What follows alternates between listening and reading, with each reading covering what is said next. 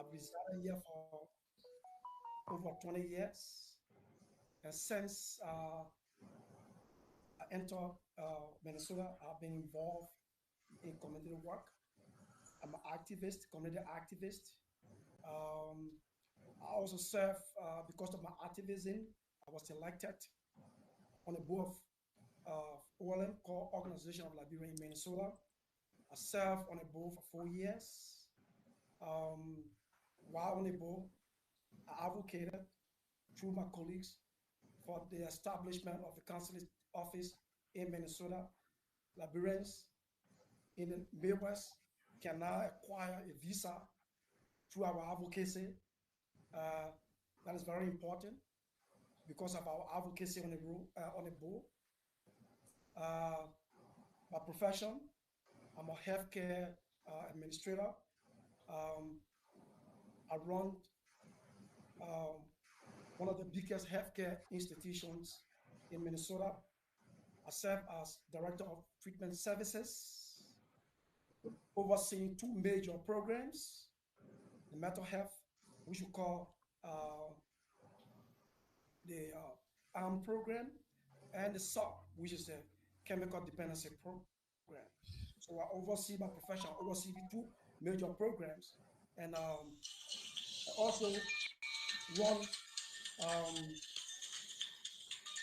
on a monthly basis, bring in uh, pretty close to $1 million profit for the institution, for the organization, or for the company. Um, and being an administrator, um, at least I've helped the company uh, to excel when it comes to financial. Today, the company can boast of its revenue because of our role as director of treatment services. Um, Also, I'm a Christian, Lutheran by faith. While serving a Lutheran church prior to coming to the United States, I also serve on a national level assistant secretary and also general secretary for my parish, Trinity Lutheran Parish. Um, when I entered the United States as well, I also serve as chairman of the Liberian community at the River of Life Lutheran Church. While as chairman in the church, I oversee carrying a 40-footer container to the Lutheran Church in Liberia. So these are some of my accomplishments uh, as a leader. And what do I bring to this team? I bring integrity, honesty, and transparency. Serving as I serve also as program manager. I ran a drug and alcohol program where I instituted a high level of accountability. And today, before I could go to another program, the program now uh, qualify for a 501c3 status because of my role as an administrator. All right. So Go ahead. Go ahead, just sir. to just to learn, Mr. Gray, I'm also a family man. I have 5 kids, um, and I'm glad I'm willing to expand on more introduction of the skill that I bring to this team. Again, I'm happy uh, that uh, to be part of this discussion tonight. How we can move the union forward. We also have a segment where we interact with our viewers, and as you may know, some of your adversaries or your counterparts on the other side might be watching.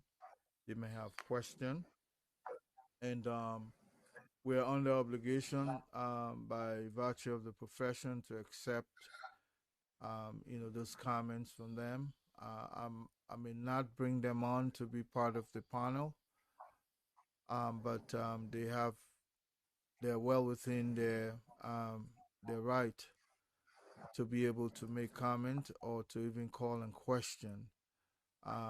The link to coming into via our telephone lines are open, and we also have other means of coming through. It could be either by WhatsApp. So I want you to be aware of that portion that you may be questioned, consistent with information you provide here, and all and every information provided by you, by way of disclaimer, we're not held accountable for them. But Mr. Carter, again, welcome with your team. Liberia is always in need. You and I, we all know that where our country is exactly where we none of us would ever anticipate for any nation to be, let alone ours. And so any endeavor that we seek to pursue here, we always have the motherland in mind, or in our plate as well. EULA has been around for a while, even though it's a local organization that caters to Liberians here in the United States. We also know that EULA is engaged with the upliftment of our country.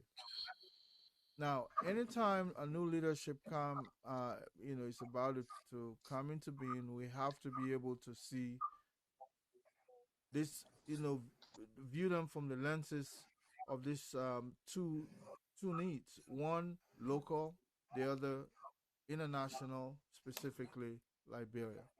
Now, you have served EULA, Mr. Frank Carter, for um, you know a little bit of 4 years. You said, because you came in just about the end of the first term of the Fofana's administration, and you went. You probably were reelected for the second time, right? Well, you are um, partially right, but I would like to give you an overview of the experience I've had with Eula. At my beginning exposition, I did not want to go into that because I was trying to give the opportunity to my team members to introduce themselves. But if you are now getting to me to ask me questions, maybe I can seize this opportunity to tell you a little bit who I am. Okay, go ahead. Okay. Um, I did announce my name earlier. I believe my name is not too strange when it comes to EULA. I have been involved with EULA for, I would say, about 20 years since I came to the United States. Uh, I started first as just the chairman of the Elections Commission of a local chapter. That is the Liberians in Columbus Incorporated. Um, and I rose to the position of board member, which I served 2 terms in that position. And then later on, I was tapped to become a member of the EULA Elections Commission. I served as secretary and then rose to the position of chairmanship of the EULA Elections Commission. After my term was over, I came back to my local chapter, which is the Federation of Liberian Associations in the Americas. I mean, in Ohio, rather. And I did serve as the head of that chapter 2 terms. And then became regional vice president for the Northeast region. And then later on rose to the position of national executive vice president. I will tell you, in those positions, there were achievements made. Um, as Secretary General of FOLAO, under my administration, I would deliver uh, 300 bags to Liberia of rice. When I took over for Lao, obviously, uh, I was given the organization with nothing in the covers. But when I turned over, after my 4 years, I turned over $6,000. In addition to that, um, I also gave the organization a 501c3 status. When I took over Folau, Folau is a federation. It is one of the very few, chapters that are federated under the union. And Folau has 5 local chapters. LICI is one of those. Dayton, Toledo, Cleveland, and Cincinnati. But when I took over, the only active chapter so far was LICI, which is the Columbus chapter. And under my administration, the first year, all of the dead chapters, the other 4 chapters that were not active, were all brought on board. When we're discussing leaderships, those are things that we count. If we're discussing leaderships, those are things that people see in you. And then when I took over as regional VP, the Indiana chapter, okay, was one of the chapters. Long time ago, actually, it was a chapter of the union, okay, but they are kind of broke away. I managed, and I only served in that position at the time for 10 months as regional VP because the president had called me to join him. President Fofana had called me to join him. So I only served in that position for 10 months. And in the 10 months, I was able to get Indiana back on board. Okay, so I come to this position with a vast experience. I come not as a new person. I come prepared to take over the office from day one. And I come ready to work with my team to make sure that, EULA is appreciated. EULA is known out there. I will tell you, not too long ago, I was in Liberia. That was in April.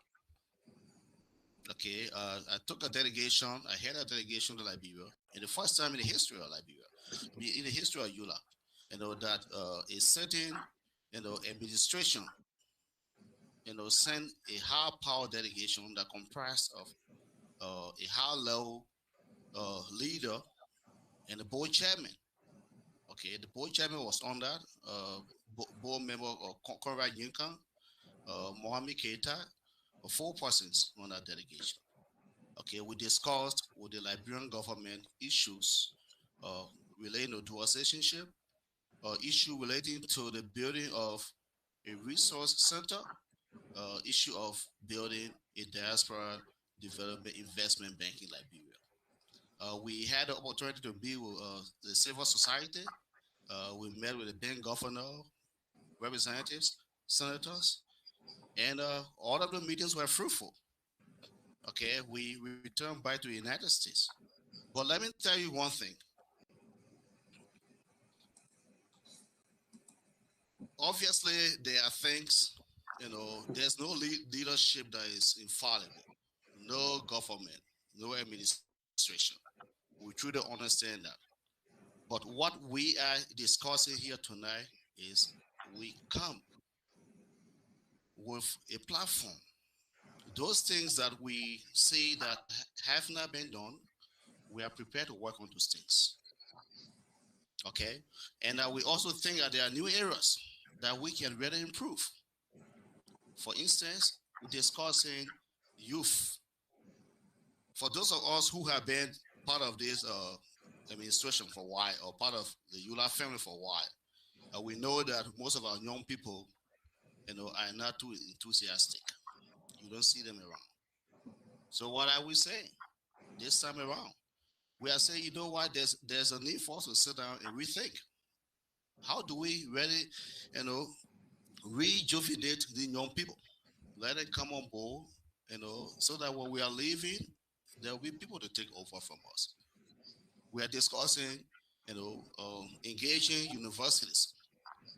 engaging community colleges to grant scholarships to our students.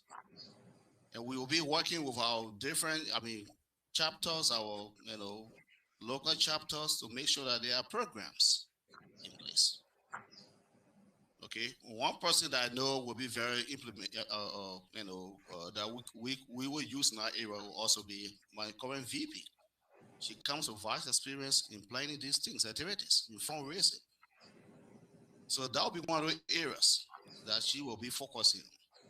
Okay, we want to continue to ensure that we have women empowerment.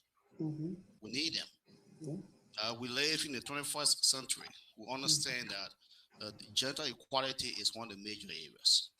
So we will be engaging and making sure that our women have the role to play and they are not in any form left behind.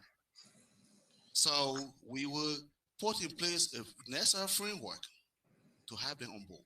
All right. I just also want to, Mr. Carter, why are you laying that out? That segment will come later. When it comes to you outlining your platform.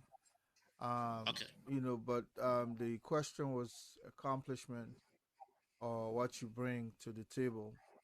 So I'll go around the room and ask also Madam Kia, your running mate, exactly what she hopes to accomplish at the end of her tenure. But for now, I would like for her to tell me exactly how she fits well into her leadership role that she's about to embark on. Even though she has served the metropolitan, I think D.C. area. Matter of fact, I thought that place um, was D.C., Virginia, and Maryland, the DMV. Maryland, you're correct. That's why it's called the metropolitan area. Okay. So I know you have served 2 terms there. In other words, you serve your time well. So I would like to hear some of the accomplishments um, that you bring to the table. Before we go, to other areas as well. But tell us exactly why are you the fit for this job? Okay, why am I the fit? I think I did list my accomplishment with the team that I've worked with within the 2 term. Right. I also stated that I've been equipped for the fact that we start from the bottom to the top. I served as the chair lady for the program for the LCA DC prior to me contesting the presidential position where I ran and successfully had an election November 2020, and we had a turnover to Ms. Wilma Mashinini Red, who is current president. I also stated that we had the all-inclusive Liberian Business Forum where we had our county council members, and that was the first of its kind for an African organization or community. I also stated that I've worked with my current job is with the government. I'm a public policy holder, and I review works of all providers, Medicaid providers, and I bring that kind of subject matter expertise on at the table. And based on that, from collaboration and a team player, a person service-oriented individual, I also work with my current, my incoming president, who currently is the vice president. We work on the COVID-19 relief team. We develop a budget, and not only the budget, but we also stipulated within the budget how this budget is going to be accomplished and how is this going to be funded. And we did that. We met the budget. We raised about 21,000 plus. And not only that, we went to the extent of publishing all donors to that particular project. That's the kind of EULA, that's the kind of EULA we want to see. And part of our purpose also that is imbued in the Wilson Carter team is the vision and purpose to rebirthing EULA. How do I fit in that? We want to look at EULA holistically, putting EULA at a new level during this 21st century with goals, objectives, outcomes. I'm an outcome-based individual. That's the job I do. That's the money. That's the job that pays my bill, and I take it seriously. Accountability, making sure that when the government gives the money, it's used for the purpose. When ULA give you a project, when you say, for instance, rebirthing also have to do with all the different subcommittees within ULA, as my presidential candidate stated. So you have to be accountable. Gone are those days that when you're given a project or subcommittee, and sometimes that area, there's no some sort of like accountability. We want to make sure that each subcommittee, every level in ULA, that you have your own budget. So that's the whole holistic aspect of it. Looking at ULA, looking at the strategies that are in place, looking at identifying more realistic undertaking, and will make sure that the different groups that we have within ULA committees, that they will be able to report and have their budget, plan their own budget, how the budget is going to be funded. That's the kind of thing I'm bringing on the table. And I've worked with our president, Mr. Carter. He knows that, even with the current president, Mr. Vamba Fofana. And then also bringing in being someone that is that stands for women equality. In Liberia, I work with Coca-Cola, serve as sales manager, work with the Marketing Women Association, brought them together. Here, Vamba saw the need, and my able president in waiting on Wakata, they saw the need. They asked me to chair the Women Empowerment Team. Currently, I'm the chairperson. We collaborated with the diaspora and ULA, where we came in and developed and hosted, by then I was president, we hosted the All Liberian Diaspora Conference, where we were given the opportunity to present a statement, and we saw the need. I'm looking at the need to empower women participation, inclusiveness in every project. Women should be at every level. We made our statement. Within that statement, all the women that were part of that particular conference stood with me at the podium. We gave our speech asking that women should come together. And we should come together because it's very, very important for the development of ULA, not only ULA, but also Liberia. So those are things that I'm bringing up the table. These women came, it's not the first time in Buffalo, the women also presented a statement of inclusiveness. We will have differences. An organization will exist, people will build it and leave it, and someone else will come and add. This team will want to rebirth ULA, looking at being more inclusive. I think the president stated it, like reactivating the youth league, the resource center that will produce opportunities, educational opportunities, scholarship, connectivity, inclusiveness, including chapter leaders, members, forming different organizations, bringing individuals and groups with similar goals, similar objective, bringing them together to coordinate more. Because when we put our efforts together, ULA will be the strongest. I always state, and I believe strongly, for Liberia to be developed, we need all hands on deck. We all have our own area of specialty. So these specialized groups coming together, once you qualify in your area, stay in your area of qualification and work there. We're going to make sure to bring all those groups together so that we can make the ULA what we intend for it to be, to have a legacy, turning it over to generations to come. That was someone like the president stated, the incoming president stated, resource center in Liberia. When your child leave from here to visit Liberia, they heard that you have a union here. What have they done in Liberia? So when they see such a structure, they will know that we've done something. They can pick it up, expand on it. Also, we look at the amount of foreign exchange earnings that we send to our families, millions, 500 millions every year. That means we are strong. That means we can do things together. What is missing, as Mayor Collins from Montana stated, that Liberians were scattered, and it's true for ULA. And that's why the Carter and Wilson team see a fate that we need to review, rebirth ULA, look at the experiences, look at what we have done, what can we do better, coming together with all our challenges, with all our weaknesses, and connecting the dot, working together to make ULA what it is. This is what I'm bringing with the team, and that's why Mr. Frank Carter saw and said, you know what, we need a lady, but not just any lady, a lady that have what they call evidence-based accomplishment, not job description, not list of items, but what you've done. That's what I'm bringing. Thank you. Thank you, Mrs. Kier Wilson, and Wilson Kier, sorry, and Mr. Emmanuel Nima, of course. Thank you for joining us. It seems as though you are going to be all of these things that people are naming. You are going to be one of the individuals that will be responsible for finance, and nothing can be done without money. Um, I'm not saying you are the financial guy of the team, but you play some role in that. Um, so tell us what you've earmarked some of the accomplishment in your own personal endeavors at work, and of course here in the state of Minnesota, you serve in the community as well.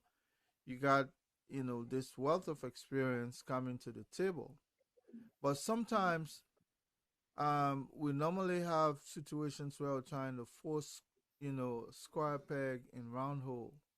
You're burning all our energy, squeezing, square peg to fit in a round hole, and it just can't work. You have to reshape it to get it done. And, the two, leaders up there have talked about revamping EULA. I'll come to that later. But for you, I want you to tell me, in your observation, what do you think is wrong with the financial management of EULA? Because we've heard about situations where EULA leadership opened bank account that were unauthorized, and but those are issues that will come up later in this discussion, and other improprieties we've had. Not to say we accusing anybody of stealing anything, but sometimes it's just that explanation or that accountability that we talk about, that transparency, where people don't are not able to to access this information, how money was expended. So you coming into the organization with some of this bottlenecks, what do you hope to do with the financial management of the organization itself, if there's anything wrong with it at all? Thank you, Colonel Gray. It's a beautiful question. Um, during my intro, I did mention to you about my role in administrative areas. As an administrator, one of the things that you must apply is how to manage the finances of an institution or a company. I ran a company that I managed the budget of the company. Today, the company was able to acquire 501c3 status because of my style as a manager. I instituted a financial system where we created what we call, first of all, when I talk about the institution, there was no check and balance, where there was no voucher system. People just go and transact, And when I talk about saying, no, we have to create an accounting system. And I created the accounting system. We have a voucher system. Every transaction will have. I created a voucher system, and we executed that. Today, because of the system we created, that company acquired 501c3 status. Well, because of the role we play and because of the work we've done, we went to another company, carry our expertise. Again, we were given a higher position, running two major programs. Again, I carry on the issue of making sure that financial system is followed. Instituted again, enforce the accounting system, what we have to do, check and balance. Let me say this to you. All those that have worked with me on organizational level, from OLM to the church, one thing they will tell you that I have is integrity and transparency. And let me say that people, anytime you are so honest and transparent, people see you as being difficult. And I love that. If an organization will succeed because of my transparency and accountability, obviously I will take pride. It better I take pride for being straightforward and honest than to get involved into corrupt practice or corrupt system. So as financial secretary, I can tell you for sure, I have known Frank Carter for years, more than 20 years. We both serve different organizations.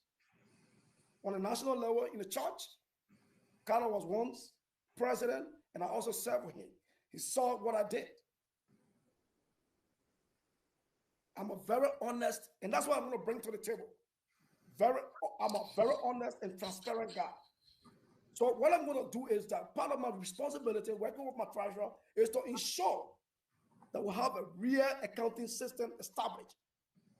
Now, you know, people, many times when people run organizations, one of the things that drives people away is the issue of lack of accountability. When people pay their dues and they notice that the dues are not used appropriately, it becomes a problem. It drives members away. When people don't see the outcome of what they are contributing towards, it becomes a problem.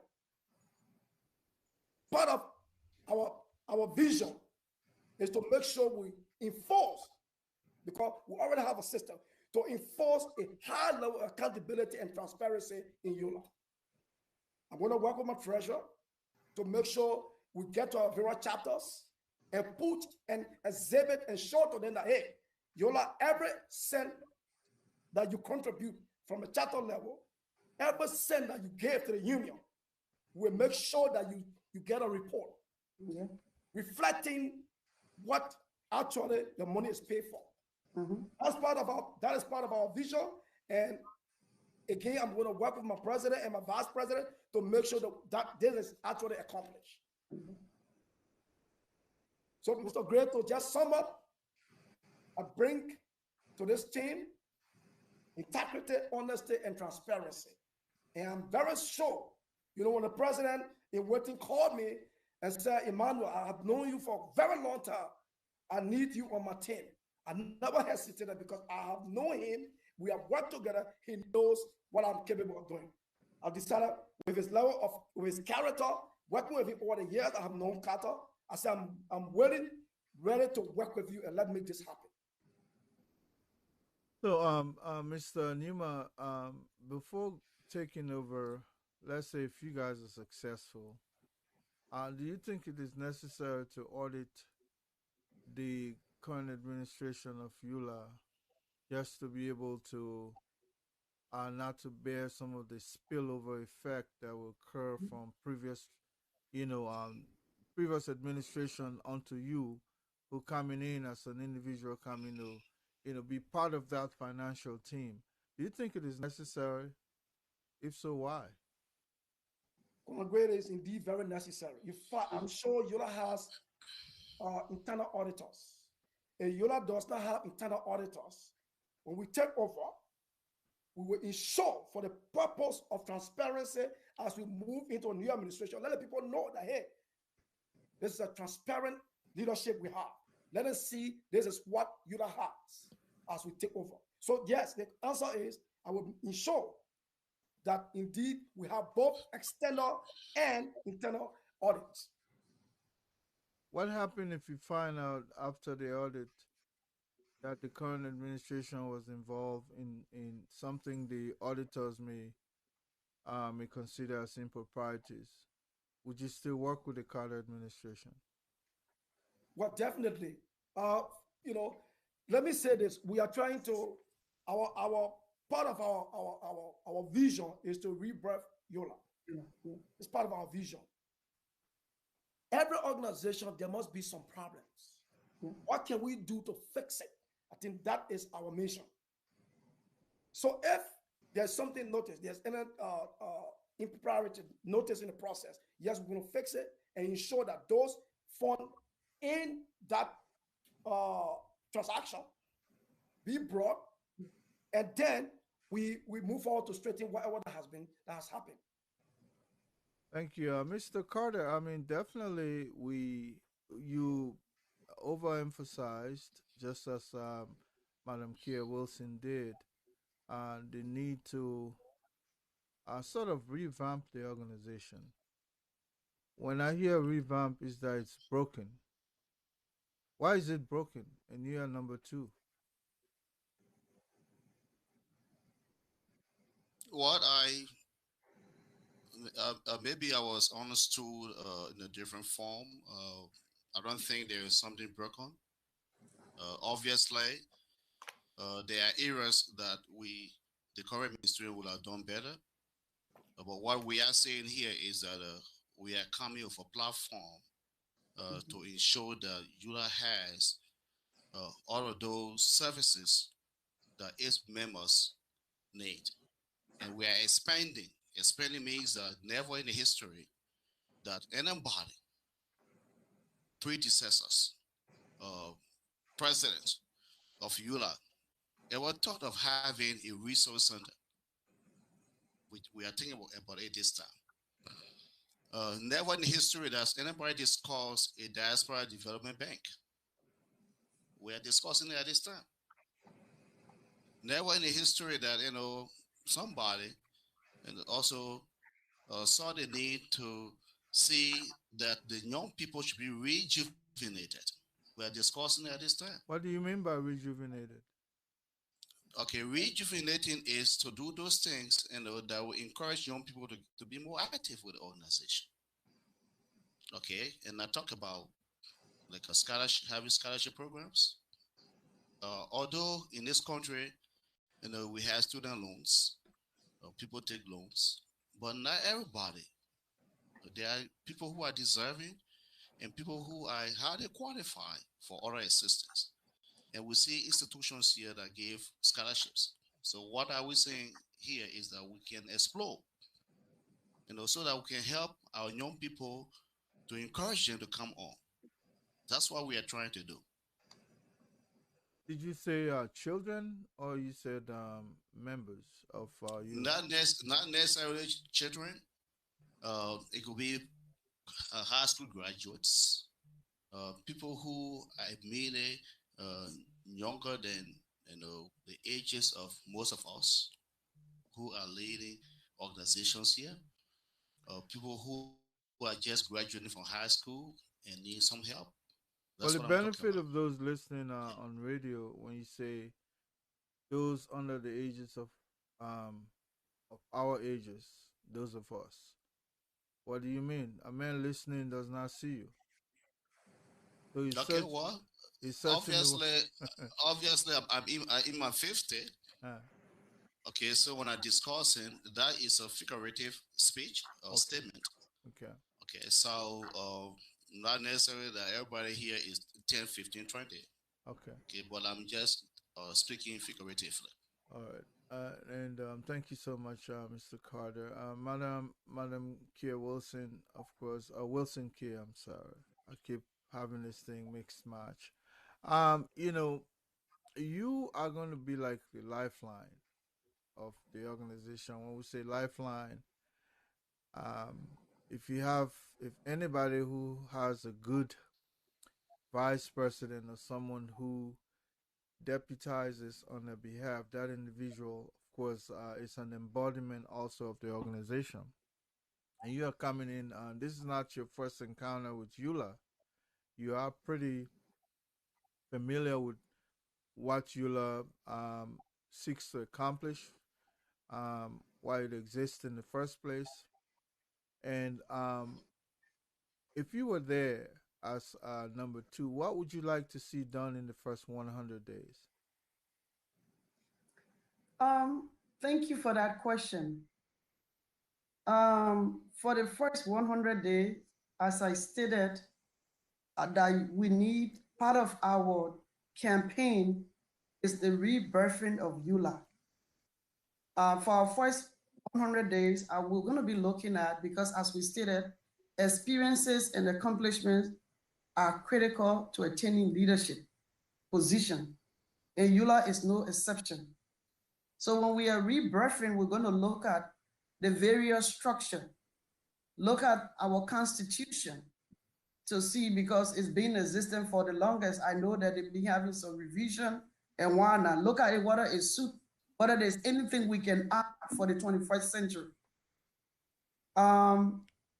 Both came on the Wilson and Carter Care team and others that are on the ticket. They have served in various capacities, to include president, board chair, co-chair, vice president. They've supervised both governmental and EULA projects. Go ahead. They sought women interests, ensuring that women equality is of utmost importance. So the first 100 days, we're going to call those various subcommittees, look at our scope of work, understanding it. EULA is an organization that, to me, when I look at it, is like the powerhouse for the Liberian government within the diaspora. We should have professional individuals working alongside us, reviewing what we are, who we are, what we stand for, especially for the Wilson and Carter team, our campaign, Rebirthing EULA, looking at what we have accomplished, what are we bringing at the table, looking at all like the social services team, the various subcommittee, dual citizenship, in the women empowerment team, and other upcoming organizations that we're going to bring together to collaborate with the team, reviewing our first structural framework. That's what we're going to be looking at. Now, when I look at that, I see that we have all on our team have accomplished a lot. EULA needs experienced individuals to do that. So when I look at it, I also see what we've done. For instance, during the COVID-19, we fed orphanages, we fed disabled Liberians in Magidi County, Bon County, Nima, and Moserado County. And we also provided for the Monrovia Consolidated School System, MCSS, 3,700 worth of face masks. We did all that. So when you look at organization, for any organization to meet the global community's qualification and be able to talk at that level, we need experienced individual, evidence-based individual, people who have accomplished. When you look at the Wilson and Carter, it embodies that qualification.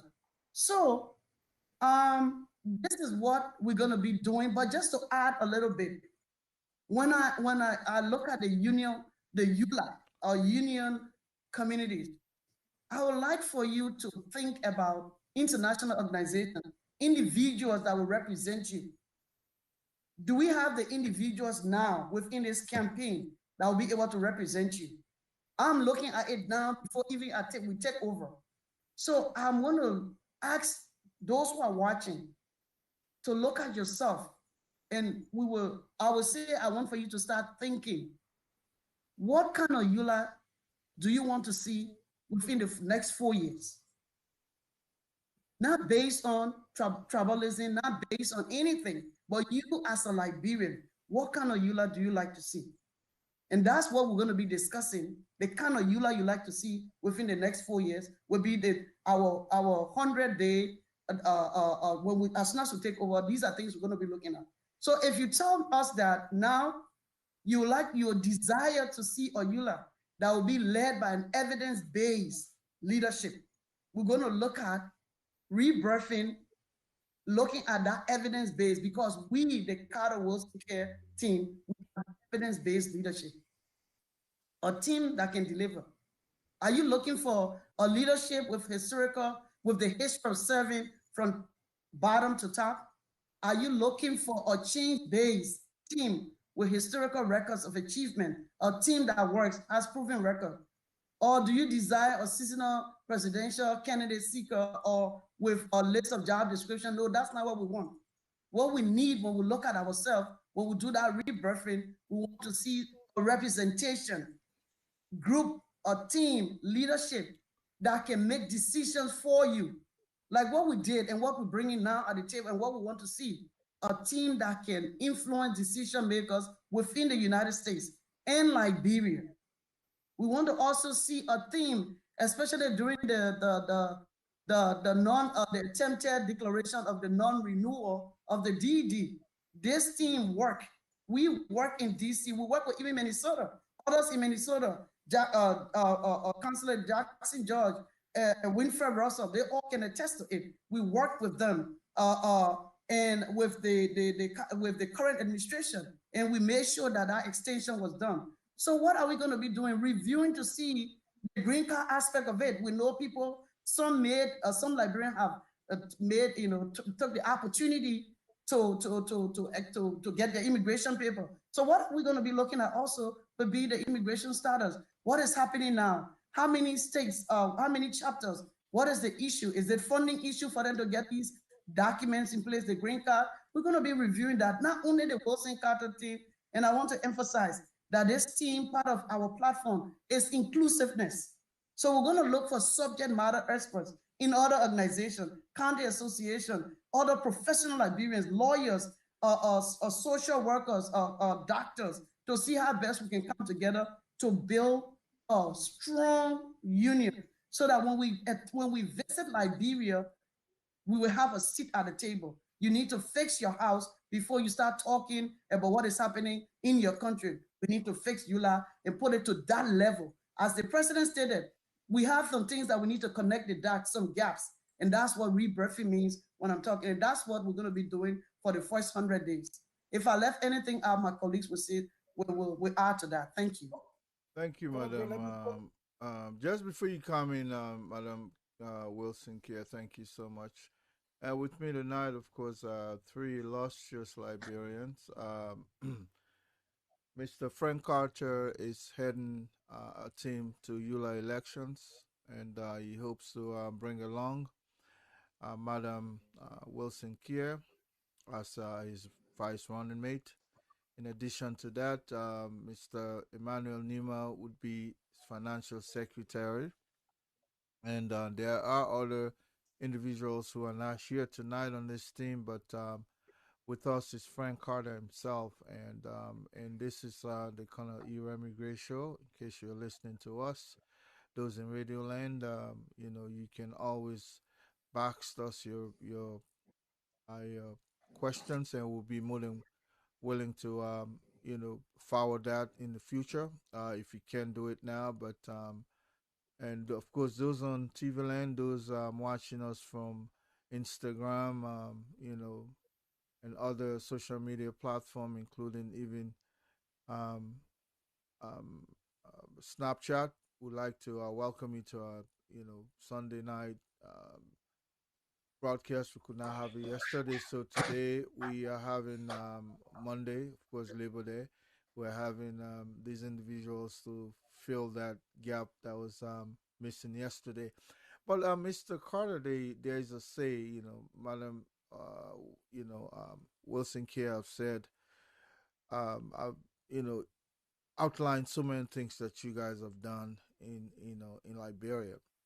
Whenever I fly a plane, there's the announcement that you must always secure your mask before you secure the mask of a child.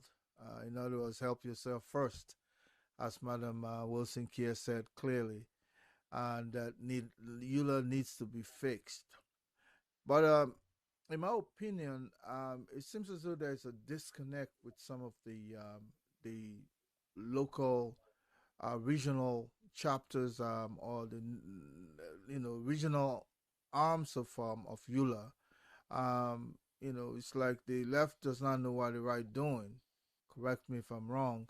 And if you are part of an administration coming in, I would imagine you making that as a first 100-day priority. Correct?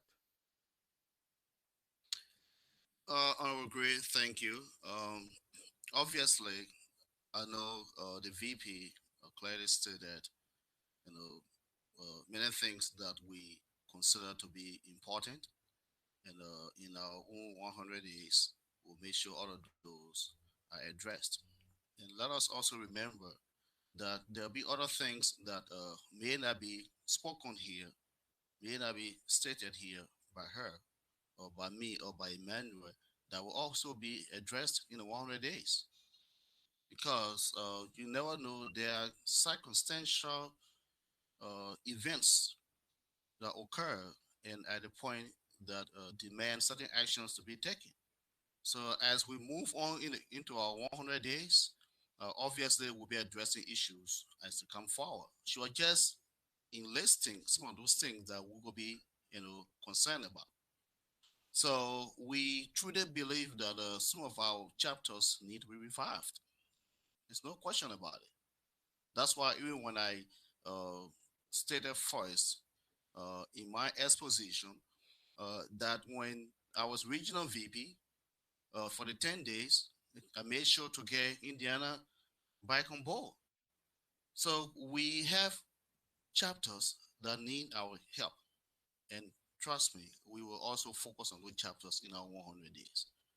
So there are many other areas that we will, make sure to, look at. Okay, for instance, we talk about you know, the Diaspora Development Bank. We're talking about the Resource Center. Those things are, started under the Varma's administration. They're not going to end under his administration. So when we take over, it becomes our responsibility to make sure that we pursue all of the projects. And like your VP said, we hope that we'll have them completed, and they will be top priorities on our list. But things will always happen, and when things are not done, when new leaderships get in, then they continue.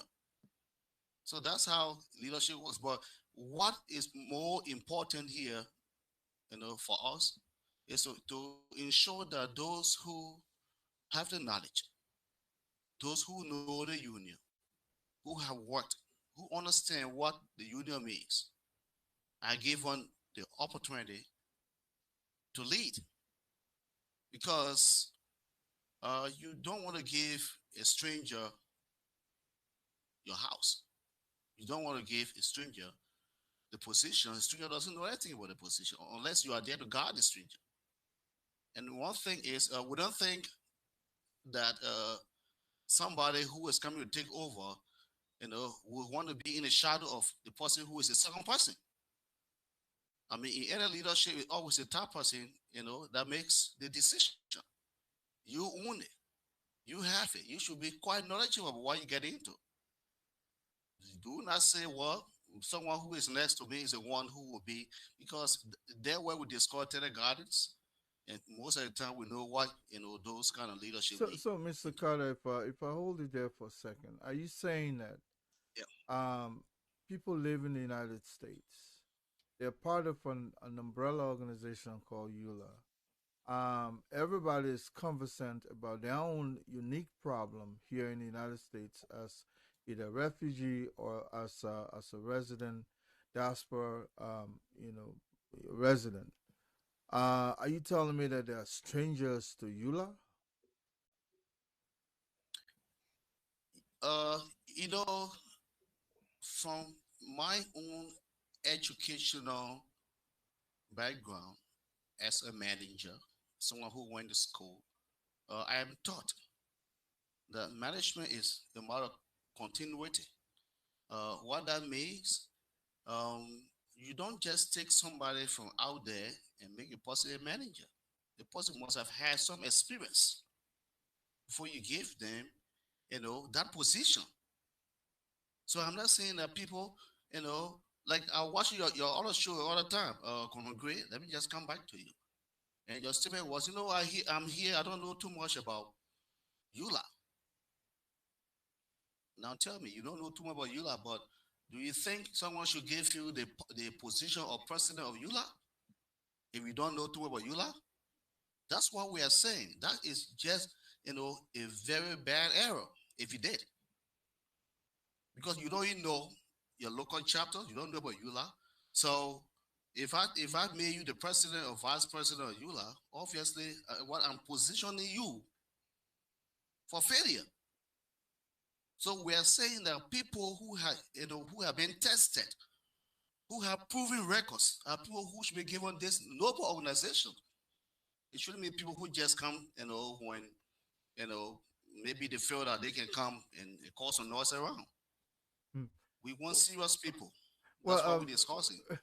Mr. Nima, you wanted to pivot Now, man, you wanted to piggyback on what Madam Wilson Care was saying earlier about helping yourself first. It seems as though you had some say in that. You're right, Colonel Gray. Basically, I was, as the VP was articulating the vision of our team, something came to mind. I thought just to also talk about it. Like the president in waiting already alluded to. Look, the union is very big. The union is not play to come and learn. If you are not involved, you will not want to contest when there's election, then you come around. We need people with the experience, people who were tested, people who know the job, who have the skill, Mhm. and who have the contact to lead the union. You are talking about Liberians in diaspora in the United States. What do you Mhm. mean by contact? Our extinction is also in Liberia. It's not only in the diaspora. What do you We mean by have great contact? influence. What do I mean? Contact simply means how do you work with the federal government? How do you work with federal agency to make sure that the major uh, issues are discussed or are handled? You must have the connection. That's what I'm talking about. Even to influence policy decisions that will affect or that will benefit the people in Liberia, you must have that connection. It's about Liberia. It's about Liberians, whether in the diaspora or in Liberia. You need someone with that experience Mhm. who can talk and they listen. Not people who just they're opportunists trying to maybe create something on their resume for future. No, we need people with experience. We are not looking for opportunists or people who just want to say, "Oh, I had a union," or you that are the means to transition to Liberia. Our team has capable people who have the experience. They are capable financially to run the union. These are the people we're looking for. And that's the point I wanted to make on Gray. All right, in 5 minutes, we'll be taking calls. So I will just I try to see if I can allow the for the head of the delegation here, Mr. Carter, to tell us some of the real burning issue on his platform that he would want to see implemented just before the end of his tenure. How long how long do we serve Eula for? What do we consider a term? 3 years? Two 4 years? Two? Two years. Short. two You see, years. 2 years is a short time. So, what would you love to see? You know, because you have earmarked so many things that I think can even take a year. Just one item can take a year to accomplish. But that's just my own opinion. But you probably have ways to determine. But what are specifically the priority on your list? Because Madam Selif is Madam Kia is a public policy expert. She knows what I'm talking about. Some there'll be windows of opportunity that you can just lie in right away. Others, you have to work around timeline. So let us hear what exactly some of the burning items that you like to see expanded, in the first, at least the first term of the Carter administration. Okay, let me say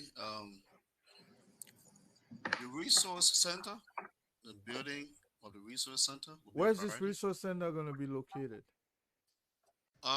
It's around the Fender area. 1 acre of land was already bought. Um, then the Diaspora Development Bank. Another area that is very much important and I believe I should begin to address in my 100 days uh, is making sure that we are activating our local cities to participate in local politics. In Ohio, we know that the Somalis, I believe it could also apply to Minnesota. I haven't read into that.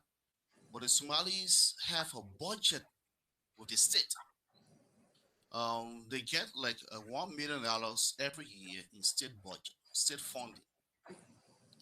The only reason is that they are politically involved with the state. They run for positions, representative, mayor, and everything else. So they have shown their own relevance to the state. I truly believe that there are places where we have concentrated Liberians. And if we can do a survey to know those places, we can have them get engaged. We can have them get involved in their local politics. That way, there are a lot of benefits they can get from the state government, that can also filter down to the ordinary people. So when I was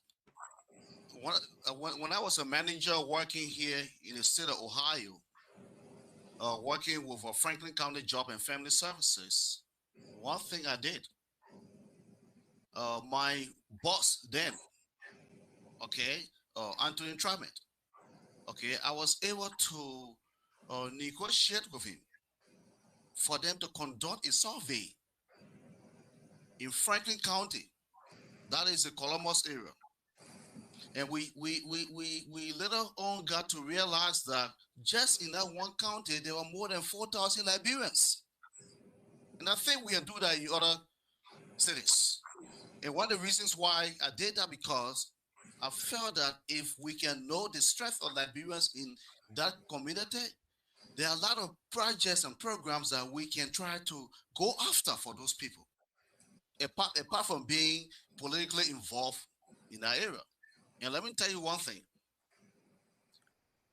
The current local leadership in Columbus now, that is headed by Alpha Tonga, it is that survey that community is benefiting from right now. They are thinking about radio grant, in order to build the community center that we all want to build, because it's our local chapter, but they are using that very survey. So what we are saying is, if we can do that in other places, other cities, that will also help our different communities. And you know why? It also helps EULA, because there's pressure on EULA. Sometimes our communities and our local chapters say, well, you are not helping us with finances and you're not assisting us. Well, EULA is like FMA. EULA is a big organization. But what we need to do is to create those programs that will help them. So that will be one of my major areas of focus. Women empowerment, yes, I'm going to set, in about 500 days, I'm going to set up a committee that will start working to ensure that, our women are strongly empowered and they are working along. The youth work, in my first 100 days, I'm going to make sure a committee is set to also start working on ways that we can be able to get our young people on board. Okay, like Mr. I said, we are just about the second part. I mean, the latter part of the segment, which is question and answer time, and we'll have our callers calling in. Definitely, there are folks who probably may have concerns, and I've pinned the number. So if you call that number, we can be reached on 763-447-1063. Call in with your with your question and concern, and then the team will be here to address your question. But Madam Kier, are you for some reason quite happy with the membership of EULA right now?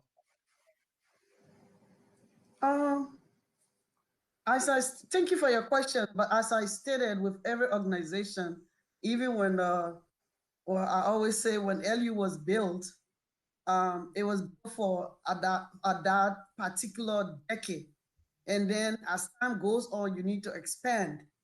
So at the point at which the membership is, it was for that purpose. Now our rebirthing will take it to another level. Am I satisfied with it? The rebirthing will say, no, we need to do it differently.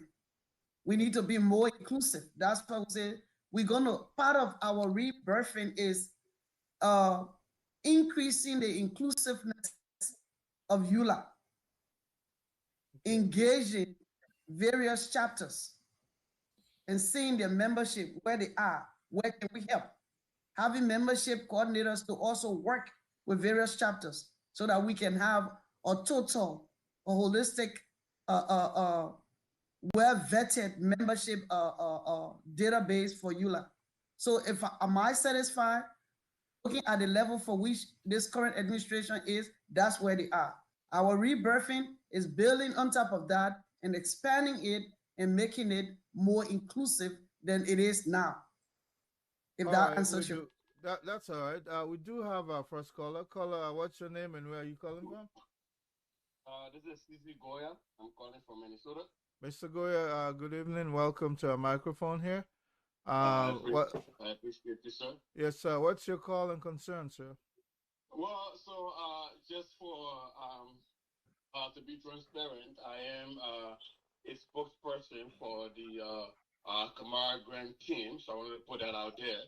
Okay. And I wanted to say I would have hoped that your platform that I've really come to love and respect, in the interest of transparency, would have also reached out to us to have our view. Albeit, having said all of that, I appreciate you taking my call. My brother Emmanuel and I have worked on OLM before, so I'm happy to see him on, although the call is not about him tonight. But I just have a few things to stress, and then I'll get off the phone if you allow me a few moments here. Go ahead, sir. From the beginning, you know, I listened to the current vice president of EULA, national vice president, former regional vice president, and former secretary general for Lao. Mr. Frank Carter stated a lot of his achievements. But what is lacking in his talk of achievement is he has not said anything about what he achieved as EULA vice president. I understand they talked about raising $20,000 during COVID, and that was from his vice presidential running mate. But $20,000, and they're talking about they released a list of donors. We're talking EULA. We're talking an organization that's supposed to be a 501c3, and you're raising $20,000 from donors when the OLM, a member chapter, was raising over $60,000 that you're not even able to leverage what is happening in your local chapters at a national level to do better. That's a shame. Another big thing, though, is that, you know, I keep hearing they talk about change and change and change. What are you changing from? You are the current administration. You are the second in command. You sit with Bamba Fofana. Is Bamba not listening to you? Are you not being heard clearly? And if he's not listening to you, why are you still forcing to be his vice president? Because it's almost like he's trying to do a break from the current administration. But how do you break from an administration that you've been intertwined with? How have you not resigned if he hasn't been doing the work? So, Mr. Remy, Mr. Gray, I want to list a few things for you.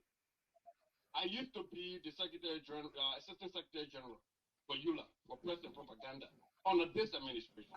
I resigned 2 years ago. My name is still on the web page, on EULA's web page. Atawi Ado was secretary general over 2 years ago. We've had election. Atawi Ado's name is still on the web page. And so when organizations are calling and trying to get in touch with Bamba Fofana, who is the president, who brought on Mr. Carter to be his VP that he heartily accepted, when the president and the vice president don't answer their calls, I am still getting phone calls. As late as the day before yesterday, there was an organization that reached out to me and Atawi Ado because they had called the leadership and nobody answered their call, because they were calling about the Liberian Refugees Fairness Act, where we find out that less than 20% of Liberians who qualify for this green card status have taken advantage of this situation. So we have non-profits calling. The leadership does not answer. And so what they're doing is they're calling people who have resigned or who are no longer in leadership. They're calling Atawi Ado, who is no longer Secretary General. So they took over an organization and leadership that at minimum, they can't even go on the website to change the name and contact information. And Mr. Carter wants us to believe that he's for change. When you can't even go on the website to change, to update and say, after we are doing is no longer Secretary General. Caller, hold on. Go ahead. Are you there? I think he cut off. Caller, hold on.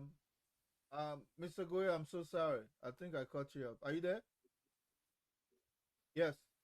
Go ahead, sir. Sorry. In the fact that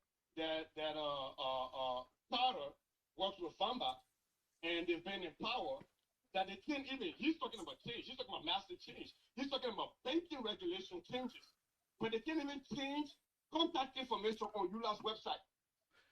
All right. That is so little. So beyond that, let me just close and then I'll leave the call. Okay. Beyond that, we had this conversation, Carter and Knott, right? They decided that they were going to empower an election commission. And they realized that the election commissioner, the chair, and all members of the election commission tenure had expired. But Mr. Carter told me that he went ahead, knowing fully well that this lady's tenure had expired. He applied to her commission, knowing fully well that her tenure was an application of the Constitution of EULA. But he acquiesced to the application of EULA's Constitution by applying to her commission. And when he found out that he could not manipulate her, then they came back and said, well, by the way, your tenure expired, we got to remove you. How do we trust the leadership and the trust of somebody who will connive, conceive, and the application of the Constitution of EULA? So that's the point I wanted to make. Mr. Goya, I think I will find time to bring you on board with Mr. Carter's campaign person. By way of disclosure, we had your team here prior, and I did not know you were part of it. Otherwise, I would have asked them to bring you on board. But I had them here last week, and they should be able to equip you with what transpired. Just so you know, I did not.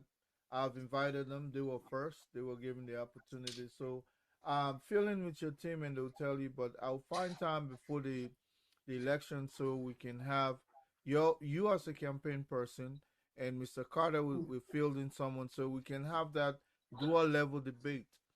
Because that would be perfect. I look forward to that any day.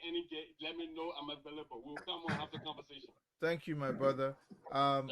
Yes. Just hang up and I'll pick up the other call here.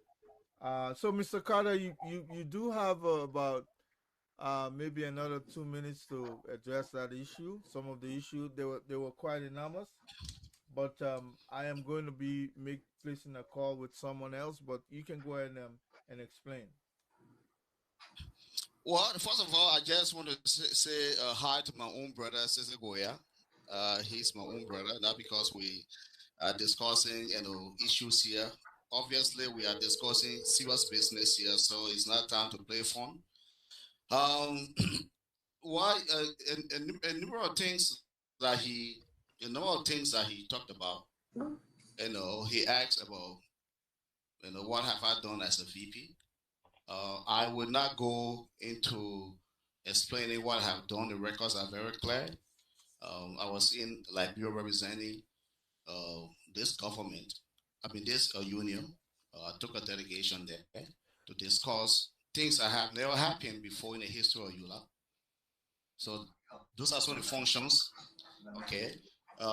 And like I said, those very things that we were in Liberia discussing, those things are also on our platform. Make sure that they are implemented. So the records are there. I don't need to say from the lower level up to the point. All positions I've had, the records are very clear. I will direct him to go ahead and investigate and know what the records are. All right. Okay. The website. Go ahead. Let me just. Go ahead, Mr. Carter. Okay. Now, the website. Yes, the website. We have website owner reconstruction. We have someone. We are always trying to change our website to make it appear and also to make it conform to current realities.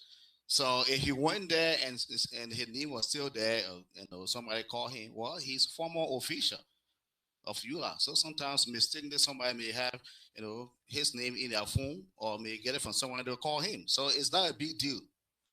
Okay, Election Commission expiration. I will not talk about the Elections Commission right now because obviously that commission is not the one conducting election right now because it was proving that the commission was incapable to conduct elections. So I don't want to go into a discussion relating to, an expired Mr. Carter, Elections Commission. So, Yeah, I'll let Madam Kia chime in, but before she does, okay. People. Anyway, I can take part of the debate, but I think the issue of correcting certain information on your website is very important because donors are normally baffled by these kinds of situations, especially if you're a 501c3, they're trying to reach you, and somebody who is no longer with the organization, it's a security risk, so to speak. But that's just my opinion. But Madam Kia, just before you come in, I'll take this call. Then you can piggyback. Can I just say something before you take the call? Go ahead, Madam. Yeah, I just want to make it clear here to state that even with higher institutions within the United States, I serve as director for, I can name the government, the agency. And right now I'm not in that position, but I still receive emails, I still receive call. And part of my job is to refer the individual to the rightful place, because some agencies, they may not, like individuals may not update their information to reflect the change. So that is something that we're going to look at and fix when we take over.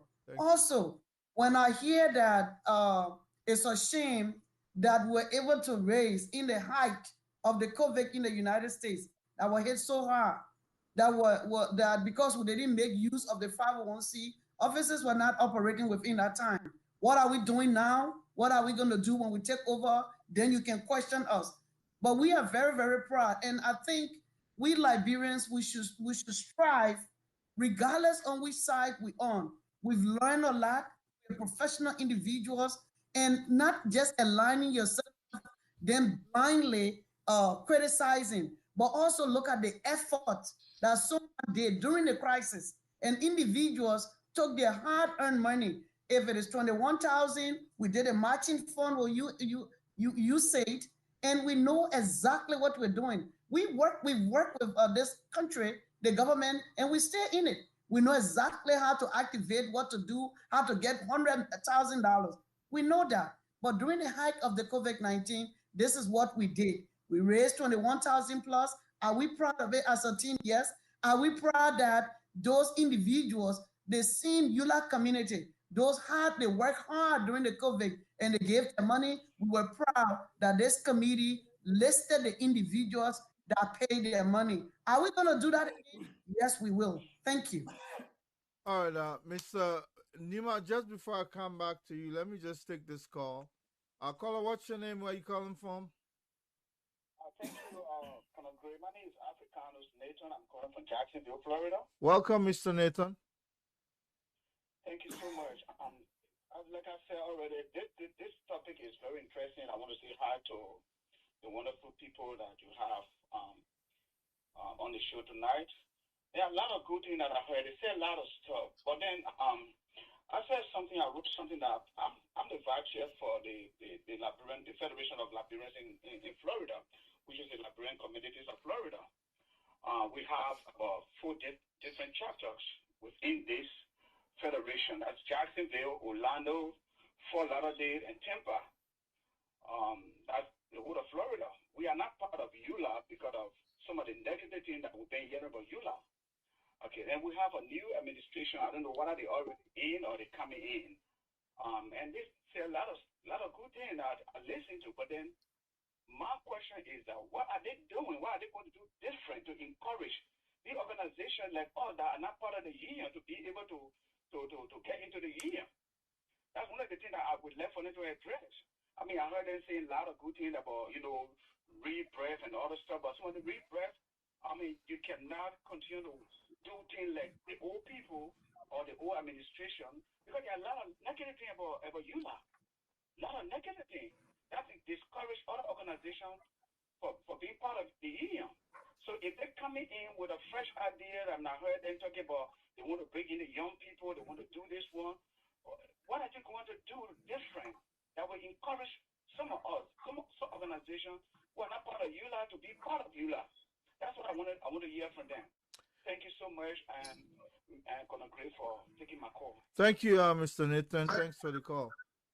You had the question.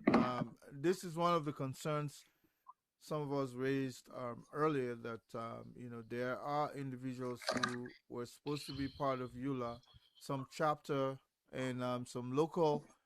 I hear. One of my concerns here again is the fact that seems as though we're focusing on a resource center in Liberia. When I'm on the plane, I've not even secured my mask, and then you're telling me to put a child's mask on first. I think the problems we have here in the diaspora are so enormous, and EULA was primarily set up for that purpose to assist Liberians in the United States to be able to go after their endeavors. And I hear you talking about the resource center, and but you also talk about the banking opportunity that you're looking at establishing. Good. I would agree that probably that banking would be here. But Emmanuel, before I come back to Yeah. Carter, you would be looking at this. You'll be overviewing financial aspect. You just had somebody was talking about $20,000 was meager, and I mean they're looking at what you could do with your 501c3, and Mrs. Kia herself outlined that these were extra challenging times. This we're talking about COVID, but in the midst of a pandemic like this, it's still ongoing. Um, what do you think they could have done differently to raise more than meet the expectation as the caller outlined? Thank you, Conor Gray, for that question. I listened to my colleague, Sisi Goa. We both serve on Olembo. Um, Sisi knows very well that's one of my areas when I serve on a board. I come with a background of with a nonprofit background. I ran a 501c3 organization. So while serving on the board, these are one of my areas. Um, at the time on oil and board,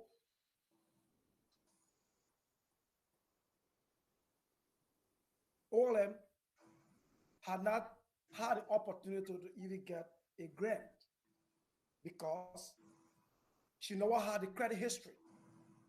So while I was there, trying to encourage my colleagues for the push for what we call the fiscal agent, because we never had a credit history to actually get a complete grant. So I'm happy that my colleague is raising this issue today. He can come on the national platform and talk about 501 OLM had the opportunity to acquire a 60,000, and Yola could not raise that money. Let me say this to my brother, Cesar Goya. You know me, you trust me, you know what I can do, and you know what we did together. I'm running as financial secretary on this team. I'm going to carry that same expertise, that same advocacy that we as a union, it's a bigger platform. It's a national opportunity we have. We can explore the very federal agency to get grants. So let me say this: yes, they didn't. The past administration got 20,000 during the COVID time because it was COVID time. With a matching fund. It's a matching fund. We are eventually getting into a normal situation. Mm-hmm. Even at that, Mr. Cesar Goa, I want you to trust me like you know me to be. Working with this team, I can assure you, my brother, we'll be able to lobby it with federal agency to acquire grant, using the 501c to acquire grant from Yola. That's what I can say, my brother. All right. And let me say this. Go ahead. And I just wanted to learn. Let me say this. You know, the issue of change, our brother did mention about that. I've known Cesar, he myself served, like I said, on the board. We work on different committees, advocated for different things. He's a community activist like I. Oh, yeah. Let me say this to my brother. Again, like you trust me and like you know me to be. Change, I don't understand. How can somebody on the team or on the other side advocate for change when the person has been within the system? I don't get that part. You cannot be running, working for the same administration and claiming that you want to bring change. It brings into my mind the question of credibility. People run for public office with rhetoric just to get the position.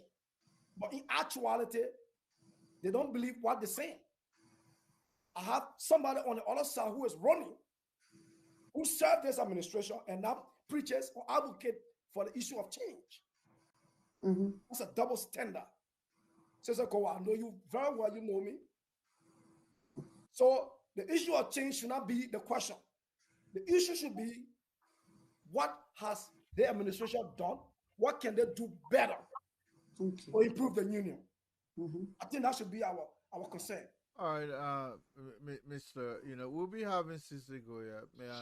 He's a fiery man. He's a man who does not mince his own word. And he's within his capacity to defend anything he says. I wouldn't like him to be dragged like Judas Iscariot when he's not here to provide a feedback. But with regards to wrapping up this program, I'll let Madam Kia talk about this extension of membership to crisis community that's supposed to be part of EULA, and for some reason they've ceded away from EULA based on and all the here now negative things. And this is why it's important that one of the incorporations you guys should be doing now is an outreach program.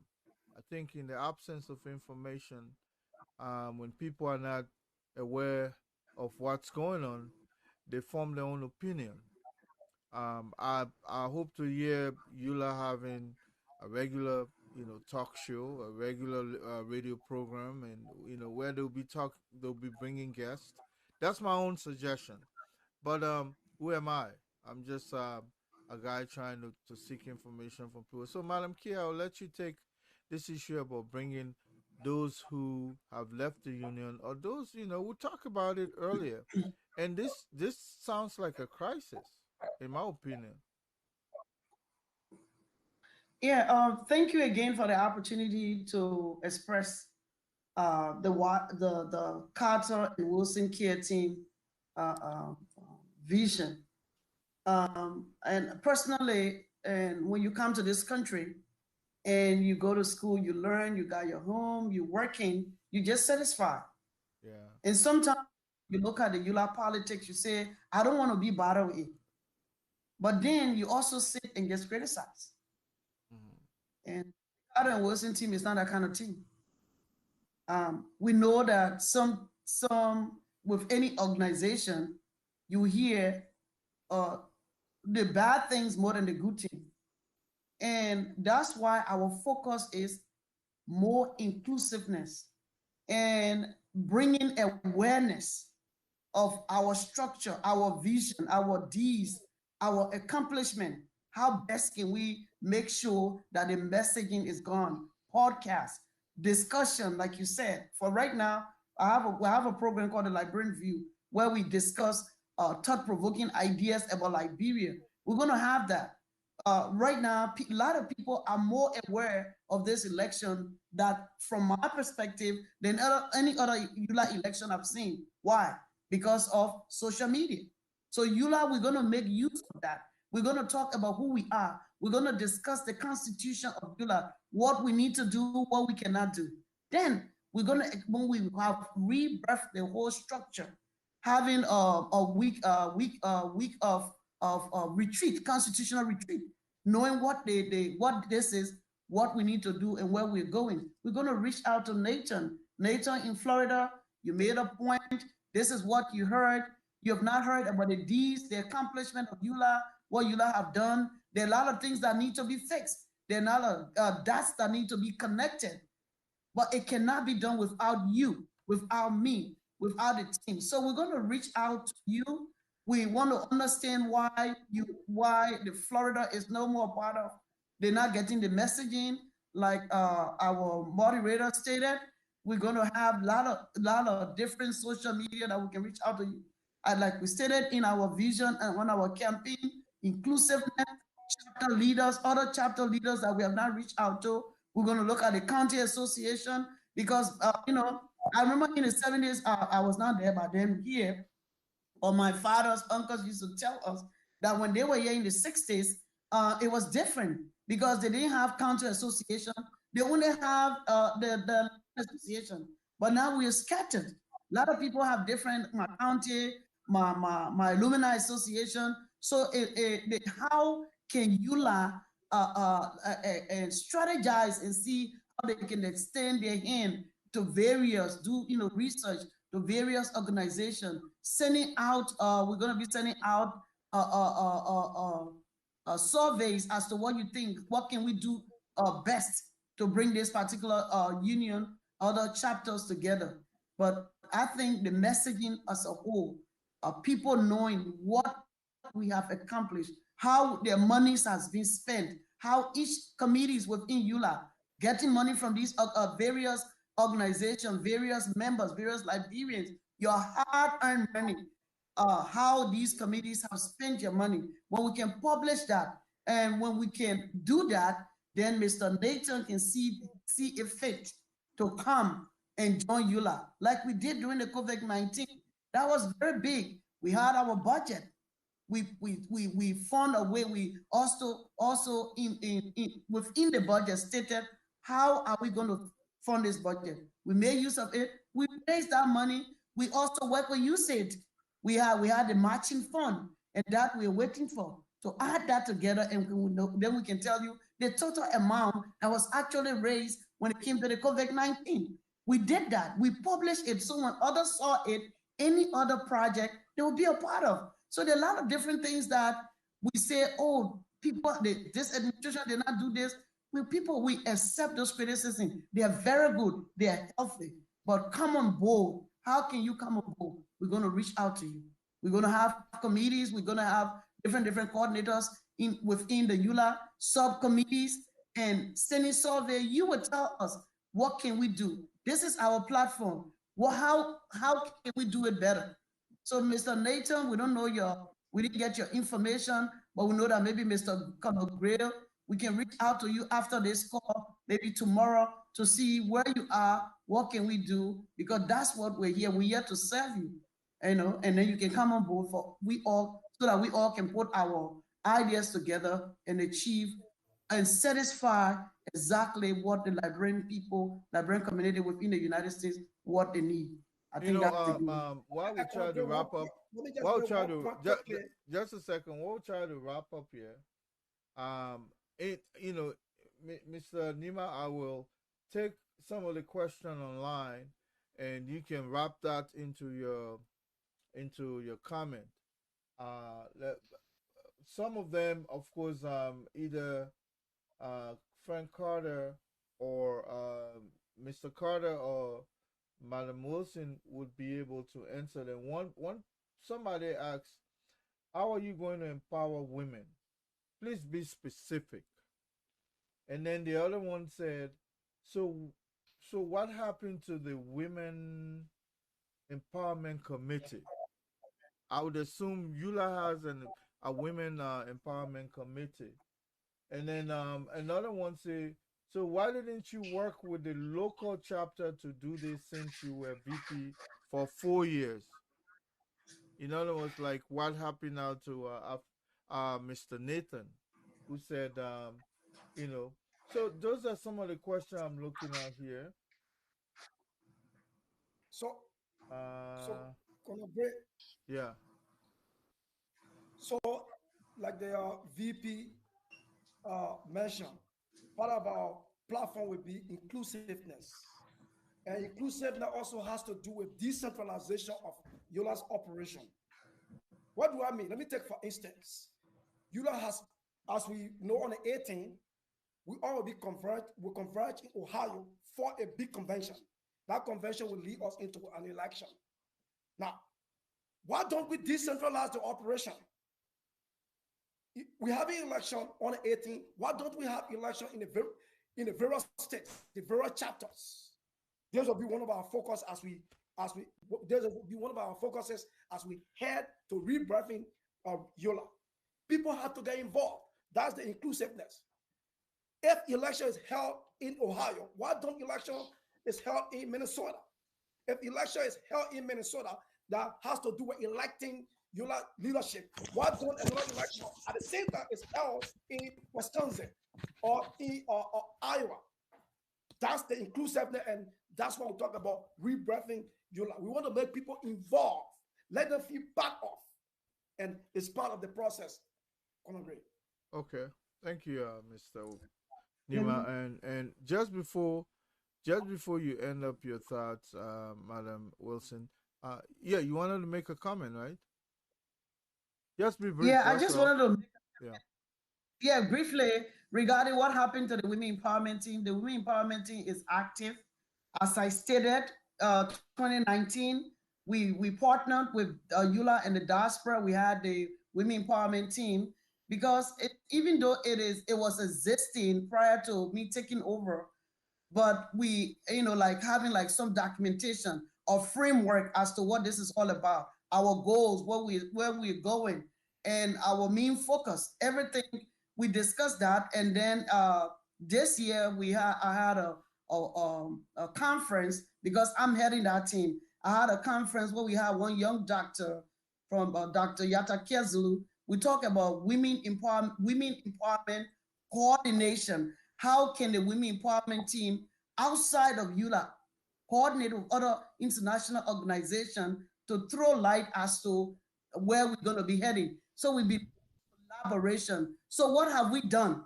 Where is the women empowerment team? The first time in the history, I can say it clearly, we've had a structure, the framework, we set goals, and we've written a report which is going to be presented to Mr. Vama Fofana. So when the next team takes over, like when I took over, I didn't get anything. But when the next team take over, we know the various programs we've had.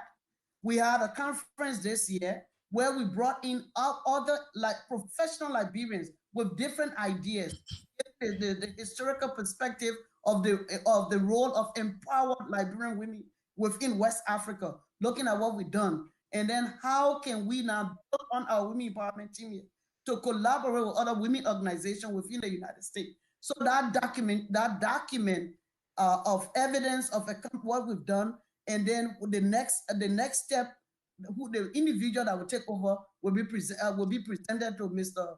Vama Fofana and Mr. Frank Carter, so that when we've won, We can have a meeting with the next women empowerment individual for sure, having Lucy Wilson Care having oversight over that team to make sure that we've given them guidance and documents of achievement, documents of the next step, and they can take that and review it and then move forward. So that's what we are when it comes to the women empowerment team. I thank you. All right, so we have just about a minute to, I mean, 2 minutes to end. So I'll just ask you just briefly wrap up, Mr. Carter. I know time was fast spent, and sometimes it's difficult, but we have to begin to manage time here. That's we're big on that. Those of us on here in the media. So I'll let you just wrap up, maybe just under 40 seconds. That will be fair enough, because we can share the rest with your team members. What I just want to tell the listening public here tonight, that you need to open your eyes. You also need to read into information that is unfolding out there. You don't want to entrust this union into the hands of people who really don't know the union. We've done a lot. Obviously, more would have been done, but you can see that we really intend to move the union forward to the next level. You can see the energy level, especially for those of us who are here talking to you tonight, telling you what we're going to do. The other members are not on tonight, but everybody on this team is qualified for the position he or she is running for. We can rest assured on that. We put our resume out there. Our resume not just mere papers. We are telling you things that we have done, and we believe we are going to build on those things. And the ones that we did not complete, will build on them. We want you to trust us, and believe that we will do the best. Like I said, this is a collective effort. We all have to work together, but it will be a real mistake if you think that people who are discussing change, who haven't done anything, who have not served any position in this union, don't you know what a committee means in EULA? You want to trust them, or someone who feels that the second person in command will be the person will be listening to that person for decision when the person will be the head. You'll be making a mistake by choosing that kind of person.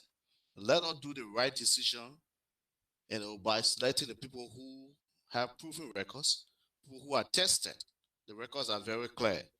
And I want to thank you, Honorable Gray, for the opportunity given us today to showcase, to be able to tell the people what we want to do together with them.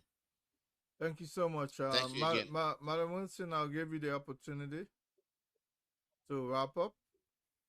See your departing comment. It seems as though your phone is muted. Your line is muted. Okay, I'm up. Yeah.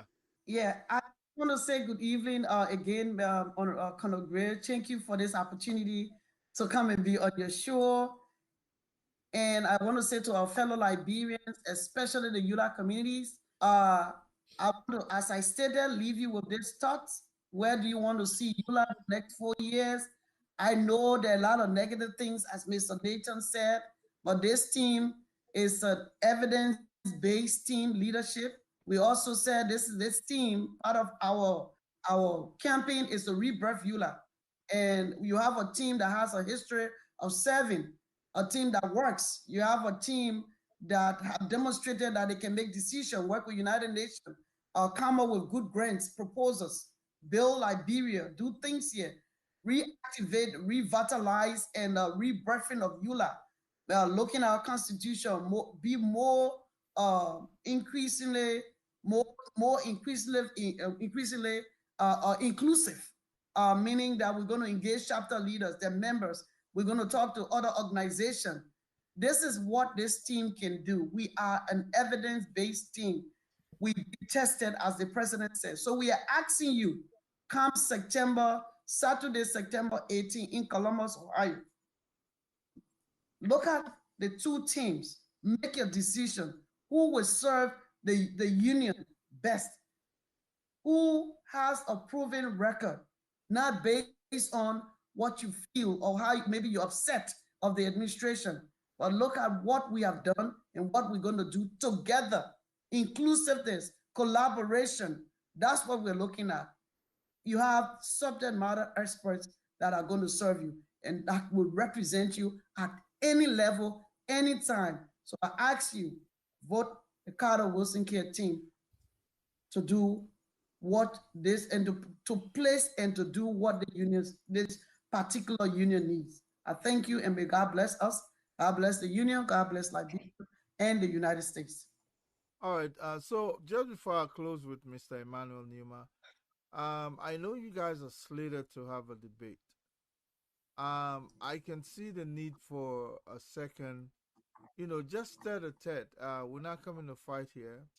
Those of us who are in this corridor, it's never boring to listen to people presenting, what they're gonna do for the community. Us Liberians who love to get it easy. Maybe I'm wrong for saying that, but anything you fight for is something you will cherish. And I believe that if I bring all the two sides, and maybe somebody can push forward their best. But I think the three of you were phenomenal tonight. But if you think one person must be represented with your campaign manager or campaign individual to face Sisi Goya, that's fine. If you want to show up to piggyback on certain things said, I'm here. But I will be reaching out to you to let you know exactly when I'll be hosting Mr. Goya. That way, at least I don't have one person making comment and the other is not there to defend. So go ahead, Mr. Nima. Thank you so much for your patience. Thank you, Colonel Gray, for having us tonight. It was a pleasure having this interactive discussion with you, trying to explain to our listening audience and the Liberian people our vision for the union. Like the VP and the president articulated, our vision is very clear. We are not trying to build a resume to transition to Liberia. Mm-hmm.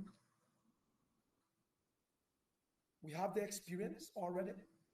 Our work speaks for ourselves and our character.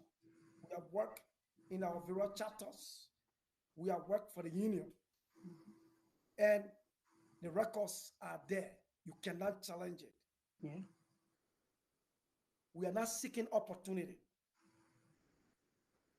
We are asking you people to give us your vote so that we can provide the service. We are servants. We're not asking for your vote on the 18th. We, again, our listening audience, our delegates to the convention, we want you to critically analyze the vision from the two sides. It's not about family members. It's not about who I know. It's about which team is prepared, adequately prepared, ready, tested to deliver. And I know from all conviction, from all indications, that our team is ready. So I asked that you come on that day, September 18th, and vote for us, and we are prepared to deliver the union back to you. Thank you, Colonel Green. Thank you so much, Mr. Nima. Time is fast spent. And on behalf of our management here, we'd like to thank you for taking off your time. This broadcast will be made available to you in your individual inboxes. That way, you'll be able to disseminate it or share it to those who are important to you. But it becomes the intellectual property of our platform. So we also be able to distribute it. So hopefully, wish you luck And like I said, if there's any subsequent debate that will, for clarification purposes, maybe I'll be sending that word out. As you heard, Mr. Goya was already accusing me and probably did not check with his team that they were here earlier. So I don't want someone to come back and say I did not invite them. I'm pretty sure I'll be reaching out to you guys because I'm just an impartial referee. I belong to no side. I've always said it because when I look at both ends, all the faces they are familiar. So who am I going to, on whose behalf am I going to? Yeah, but well, Honorable Gray, yeah, let me get through a little jab in there, okay? Honorable Goya, he's a spokesperson of a campaign that he doesn't even know that campaign was on your show the first time before we even got here. yeah.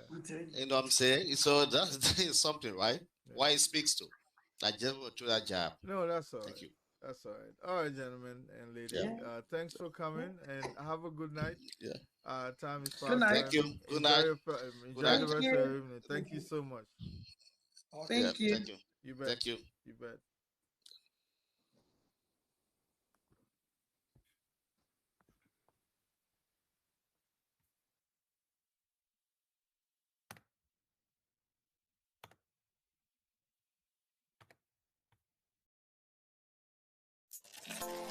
J&B Records. CP, say, hey, hey, hey, Mama Liberia, say, And of course, thank you so much for joining us. This has been a presentation from the Colonel E. Remy Gray show. Tonight I had 3 illustrious Liberians who came on board. Just to present their current their ambition for the community, not only community but specifically EULA. EULA is having its election coming up on the 18th, the weekend of the 17th. They will be in Columbus, Ohio, trying to juggle for the leadership of the Union of Liberia Association in the Americas. EULA is the umbrella organization, and of course, EULA has been around since 1974, I believe. Just in case you are not aware what EULA is, read up on EULA. EULA has been around, like I said, since 1974. And on that weekend of September, which is actually next week, I think, next weekend, if I'm not mistaken. I could be wrong.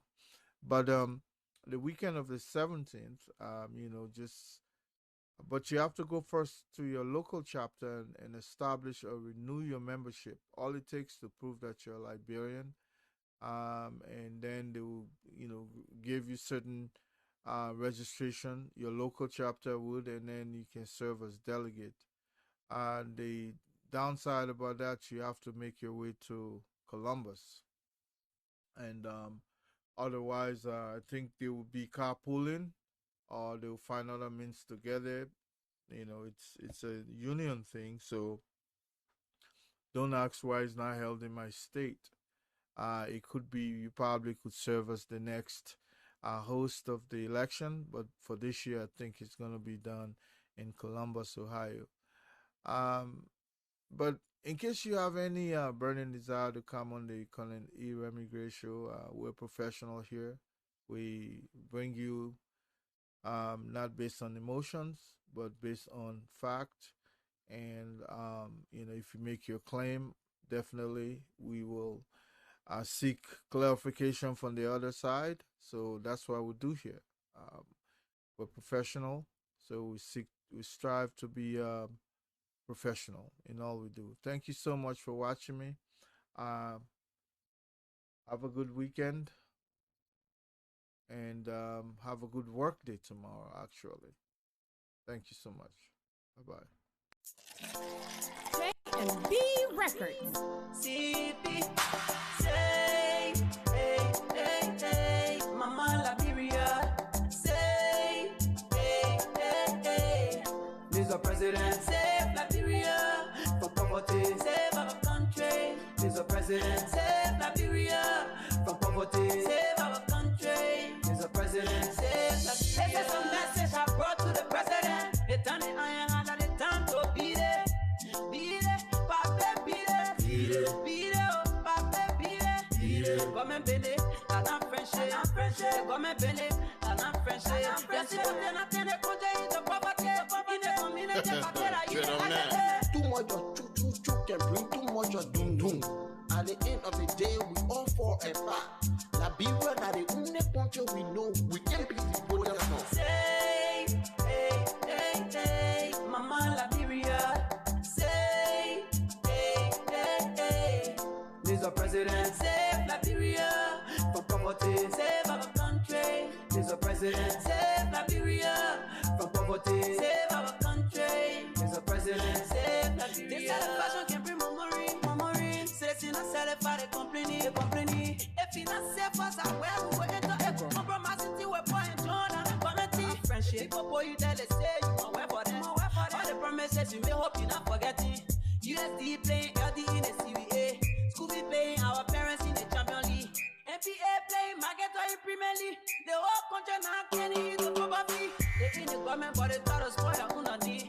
Spoil your unani and spoil the whole community. Say, hey, hey, hey, Mama Liberia.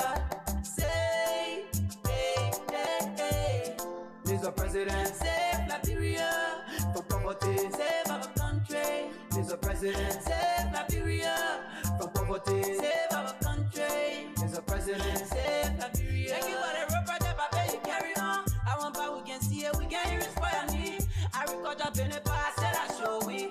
Once the road connected, by the food coming. Let's forget about the people, talk about the smart thing. Let's forget about the people, talk about the smart thing. What's up with LEC? What's up with CWA, Papa? They couldn't get it high. They couldn't get it high, Papa. They couldn't get it high. See for your people, stand and make and fight for your country. Let's forget about the people, talk about the smart thing. Let's forget about the people, talk about the smart thing. Say, hey, hey, hey, Mama Liberia.